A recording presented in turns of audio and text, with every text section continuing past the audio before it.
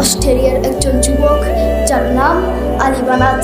এখনো নেটে সার্চ দেন ALI Ali BANAT বানাত, Ali বানাত। তিনি একদিন চা খাচ্ছিলেন। চা খাওয়ার সময় জিহ্বা একটা ফুসকা উঠেছিল। ডাক্তার দেখায় ভালো হয় না। ডাক্তার বলেছেন তার ক্যান্সার হয়েছে। ক্যান্সারের 4টি স্টেজ রয়েছে, প্রথম, দ্বিতীয়, চতুর্থ স্টেজ জীবনের শেষ স্টেজ। চতুর্থ স্টেজ হলেই আপনি মারা যাবেন।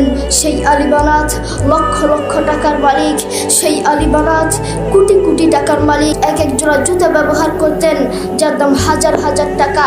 এক জোড়া স্যান্ডেল ব্যবহার করতেন যার দাম 45,000 টাকা। একটা ফেরারি গাড়ি ব্যবহার করতেন যার দাম কোটি কোটি টাকা। সেই আলী বানাত মারা গিয়েছেন।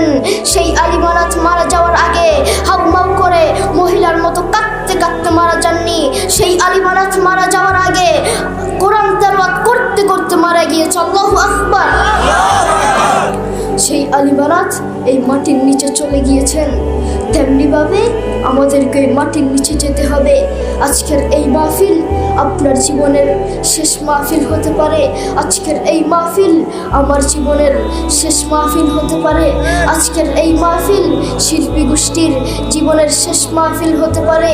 আজকের এই মাহফিল আমার বাবার জীবনের শেষ মাহফিল হতে পারে। আপনি আজকে মাহফিল করেছেন, আগামী বছরে মাহফিল করবেন তার কোনো গ্যারান্টি নেই। হয়তো মাইক থাকবে, হয়তো মাহফিলের ফ্যান্ডেল থাকবে, হয়তো আপনি থাকবেন না, আপনার খোঁজ পাওয়া যাবে না, ঠিক কিনা?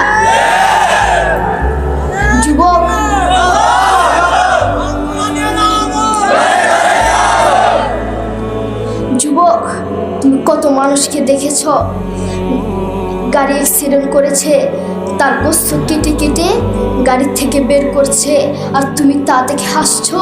সেই জায়গায় তুমিও হতে পারতে, তোমাকেও এভাবে গোস্ত কেটে কেটে বের করতো।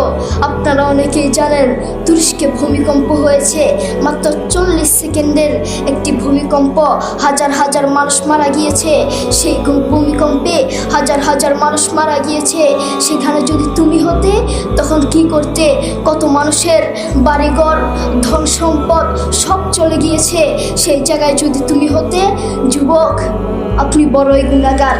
আপনি আল্লাহর কোরআনকে লাথি মেরে, আল্লাহর কোরআনকে অসম্মানী করে কবরে যাবেন, শান্তি পাবেন না। আল্লাহর কোরআনকে অসম্মানী করে কবরে যাবেন, একটুও শান্তি পাবেন না। আপনি জানেন কোরআন কি জিনিস? এই সারা দুনিয়ার মধ্যে যদি শান্তির আশা করেন, কোরআন ছাড়া কোনো বিকল্প রাস্তা নেই।